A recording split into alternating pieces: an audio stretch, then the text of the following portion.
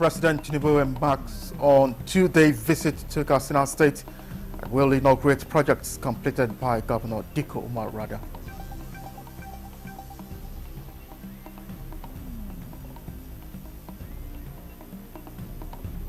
Workers across Nigeria commemorate 2025 International Workers' Day, Haron reclaiming civic space amidst economic struggle.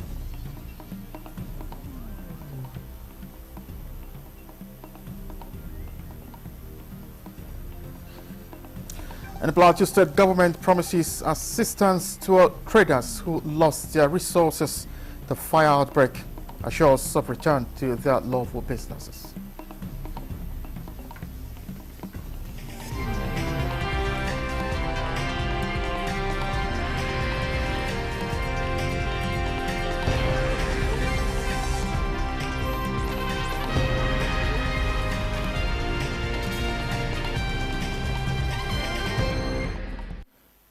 Hello and welcome to the news at 11 on NTA News 24. We are live in Abuja. I am Charles Alpha.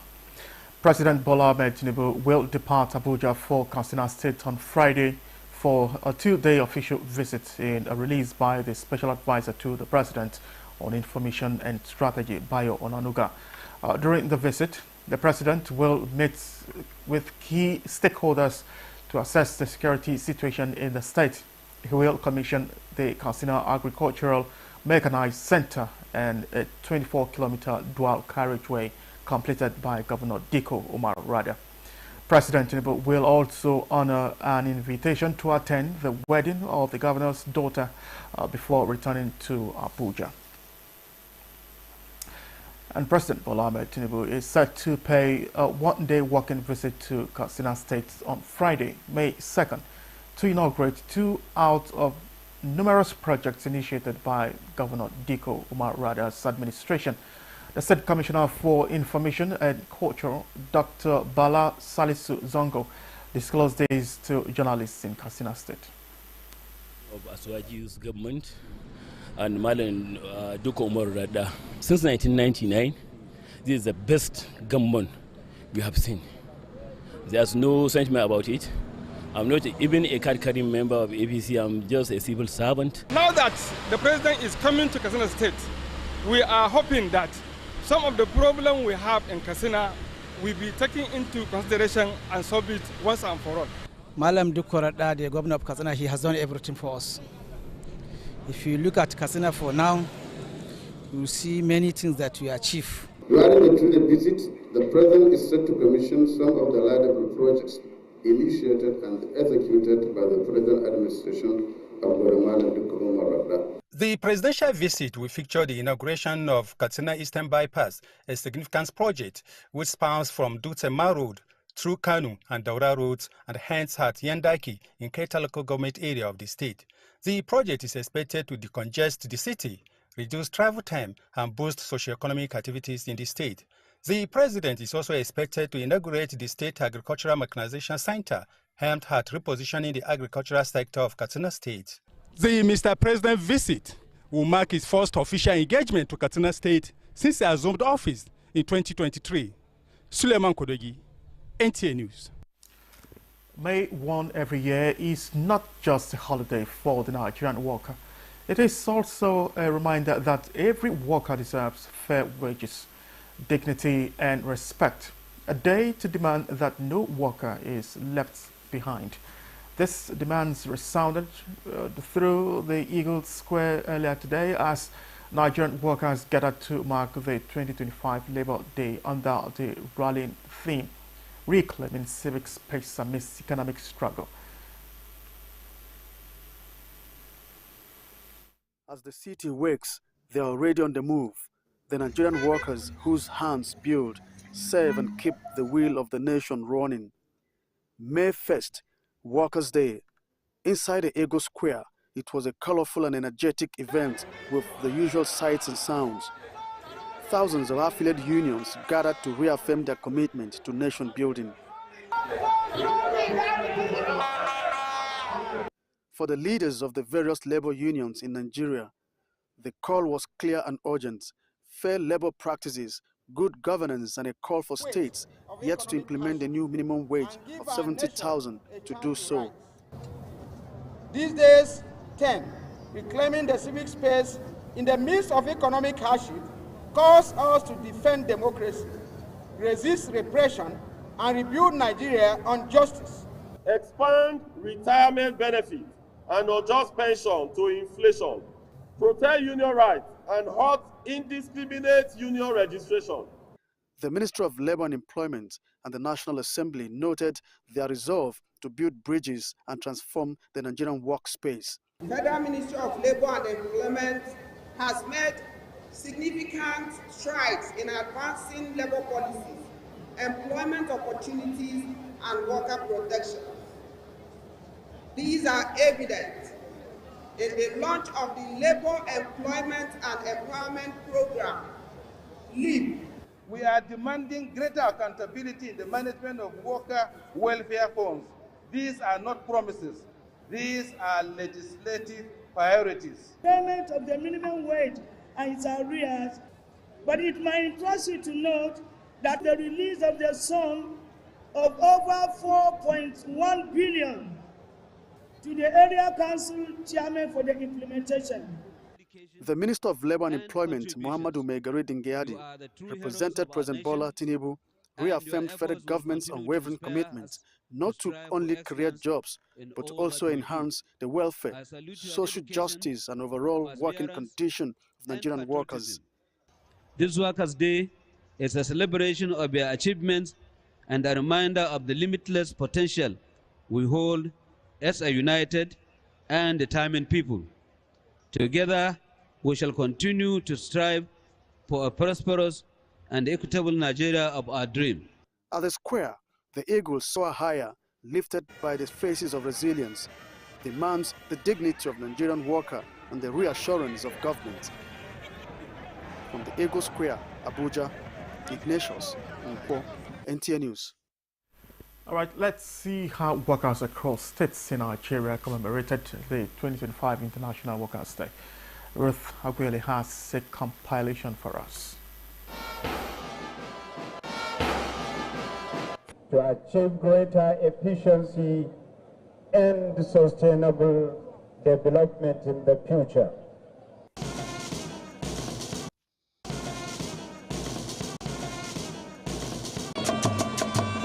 We must reclaim our civic space, but because it is in that space that we demand economic justice. It is in that space that we hold leaders accountable.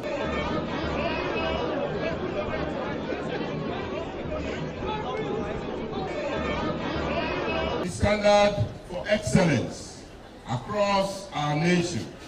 We will continue to prioritize your efficiency, welfare, and interest.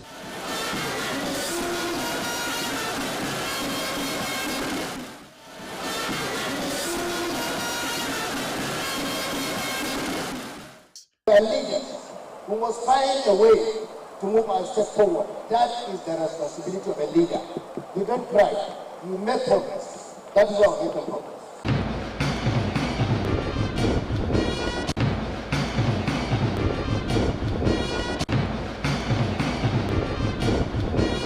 There are few to be met yet, and we are not sleeping, we are not relenting, we will continue to pursue the remaining, God willing. We are working tirelessly to improve wages, invest in job creation, expand social protection, and build a more resilient economy that serves everyone.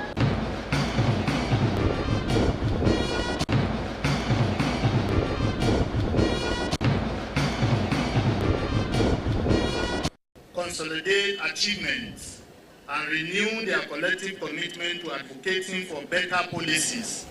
I want to reassure you we will do everything within our powers by the grace of God to make life of all workers in Niger State very, very comfortable. Provision of affordable housing scheme for workers, facilitation of low-interest loan scheme for civil servants, granting tax holidays to workers. Asiwaju's reform-driven policies have been very pivotal in enhancing the capacity, welfare, and competitiveness of our workforce.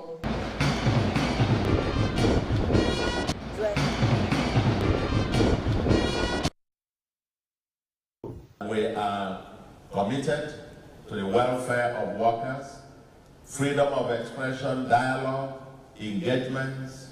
That civic space is open for dialogue. We passionately appeal for structured service and training programs to enhance productivity and professional excellence among workers.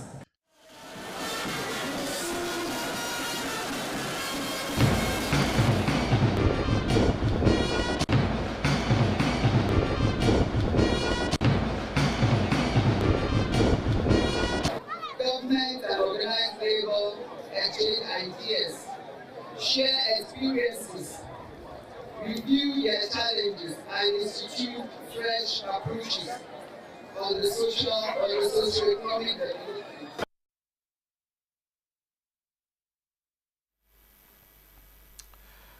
Colorful display of attire there on Workers' Day. Now, in the meantime, Nigerian workers want labor unions and government to constantly engage and address the emerging socio-economic situation of the countries before adopting policies and programs that will affect lives of citizens.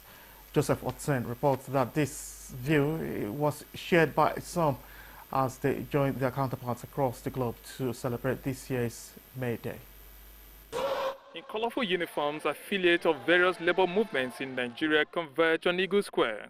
It's May 1st dedicated to celebrate the resilience of the nation's productive force and drivers of economic progression. This year's theme is reclaiming the civic space in the midst of economic hardship, with workers demanding policies that will not just take them to work, but address other social needs. The money they are giving us cannot take us home. So we want also to continue to plead that something has to be done about the so-called minimum wage. The issue of harassment. Press freedom is non-negotiable. It is not a privilege, it is a right. And that is what we are here to say. We wish that the government will look into, especially on blue economy, and give liberal policy that will enable international transaction, whereby the space for economic reality of Nigeria should be expanded.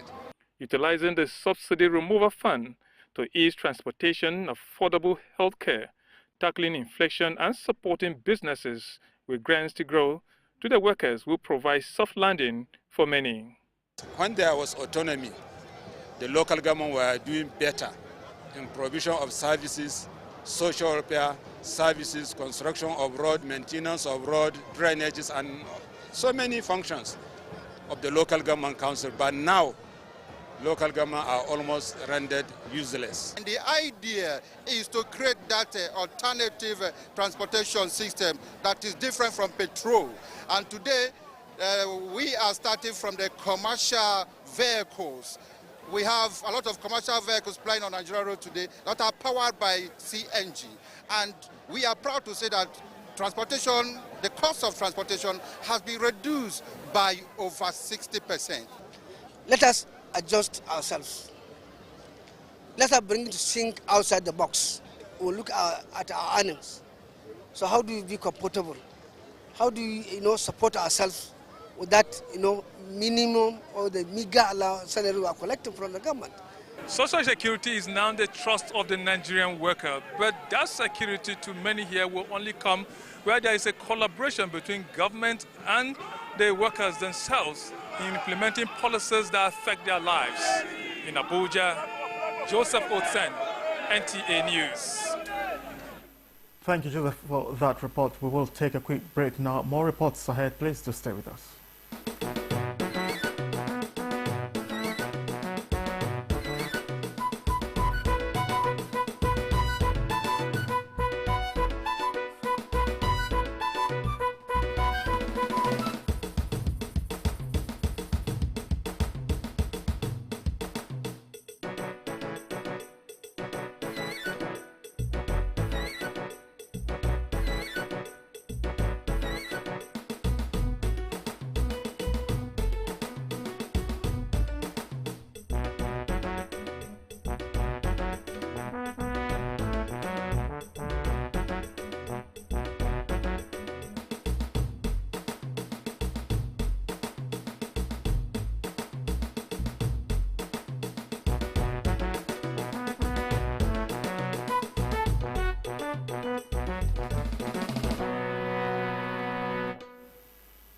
Thank you for staying with us. President of the Senate, Godswill Akpabio, has commended Nigerian workers for their productivity, diligence, commitment to duty, and resilience even in the face of socio-economic challenges. Akpabio, in a statement, acknowledged the hard work and dedication of Nigerian workers, noting that they have always placed the nation above all considerations. The Senate President assured that the 10th National Assembly under his leadership would continue to prioritize the welfare, security, safety, and conditions of service of the workers, noting that labor-friendly legislations will be accorded their deserved attention. Akpabio also promised to ensure that the rights of workers are duly guaranteed and complied with, adding that no Nigerian worker will be victimized on account of expressing himself or herself, either in demanding for their rights or seeking legal redress. He said Nigerian workers are our pride and we will not shirk our responsibility working together with the executive to address workers' concerns and create opportunity for growth and prosperity. As together, we shall build a brighter future for Nigerian workers and our great nation. In the same vein, Speaker of the House of Representatives, Tajuddin Abbas, says workers deserve better welfare while commending labor unions for showing understanding with the Tinubu administration despite difficult economic realities. On May Day, Speaker Abbas emphasizes that the contributions of workers to the growth and development of the country cannot be quantified, pledging that Parliament would continue to recognize workers as partners in progress. The Speaker advocates more productivity from workers, noting that only citizens can sustain their fatherland. Similarly, the Deputy Speaker of the House, Benjamin Kalu, recalls the efforts of President Bola Tinubu's administration to enhance the welfare of the civil servants, particularly the swift approval of the increased minimum wage by the National Assembly. He urges patience and support for federal government initiatives, emphasizing that economic reforms and backed upon by the Tinubu administration will yield long-term benefits as workers stand in solidarity with the government. Meanwhile, Nigeria's First Lady Oluremi Tinubu has expressed heartfelt gratitude and felicitation to all Nigerian workers for their commitment to nation building. In her message marking this year's Workers' Day celebration, the First Lady praised that their efforts will continue to yield fruits while the nation always uphold the value of their labor. She describes this year's celebration as a reminder of the dignity of labor and the importance of creating opportunities that are fair to all, while saluting the men and women who rise each day to go to work and support the economy. The First Lady notes that across all sectors, whether public or private, formal or informal, Nigerian workers remain the backbone of development and the driving force behind the nation's progress. She wishes them all a happy Workers' Day celebration and prays that the nation continue to prosper and grow in leaps and bounds. Now, the People's Redemption Party has urged the federal government not to relent by prioritizing policies to promote decent work, protect labor rights, and create an enabling environment for workers to thrive. A statement by PRP's National Publicity Secretary, Comrade Mohammed Ishaq, says the party celebrates with Nigerian workers. It recalled the then PRP governments of Kano and Kaduna states first declared May Day as a holiday back in 1980, before the federal and other state governments followed suit in 1981. In recognizing the significance of the day, the PRP appreciated Nigeria's hardworking and resilient labor force and valued their efforts in ensuring progress, fostering economic vitality, and sustaining national development. It further stated that despite global economic uncertainties and social injustices, workers remained focused, and thereby PRP urges government to ensure workers' rights are upheld and fairly compensated for their labor. This is the news at 11 on NTA News 24. More stories ahead.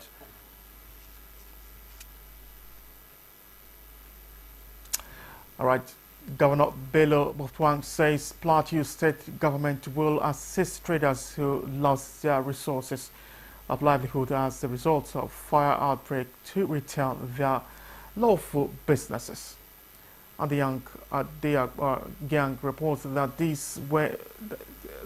this when he visited the Bont Justment market to assess the damage.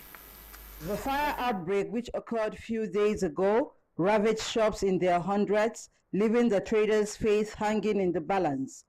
Governor Caleb Mutfwang, in company of top government officials, visited the market where he expressed sadness over the incident, especially at the time the state is battling with insecurity. He appealed to the traders to cooperate with government so that they can be assisted to bounce back to their businesses. I've been duly briefed by the security agencies that this was occasioned by an electric spark because of the kind of makeshift arrangements that we have in the premises of the Bont Just market. It's very sad. It could have happened because a human being was careless or negligent, and it has put us in this very lamentable situation. I want to assure the traders that we will work together with the Just Love local government and their union and see how we can help them to start life again. The governor also disclosed that he will soon unfold decision of government on the old market premises in Jos, Indenyan and the Abagyang. NTA News. And still on May Day celebration, to what could be described as walking the talks, the Plateau State government is set to revive and remodel Jos Abattoir to a modern standard with a 500 daily slaughtering capacity. Governor Caleb Mutfwang announced this when he received in audience the Minister of Livestock Development, Inti Mukhtar Meha, at the Government House, Jos. Yusuf Jika reports.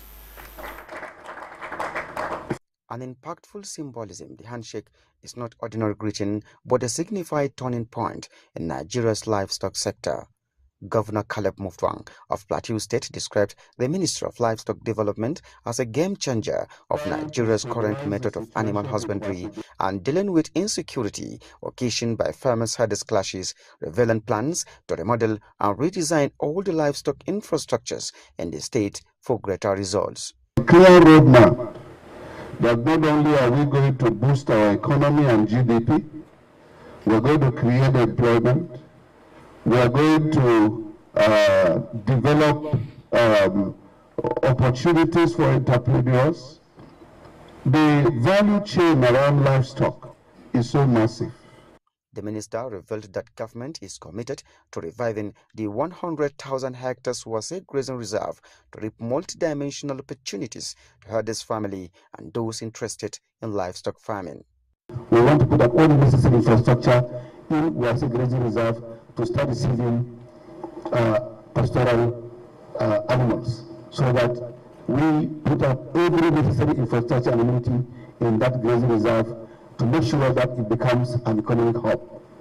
A focus group discussion was organized with livestock stakeholders affirming their commitment to the development of the sector and prefer solutions for growth. The minister and his entourage were at the palace of Bongom, Jos. Yusuf Jika, NTA News. And that concludes the news at 11 on NTA News 24. Many thanks for watching. I am Charles Alpha.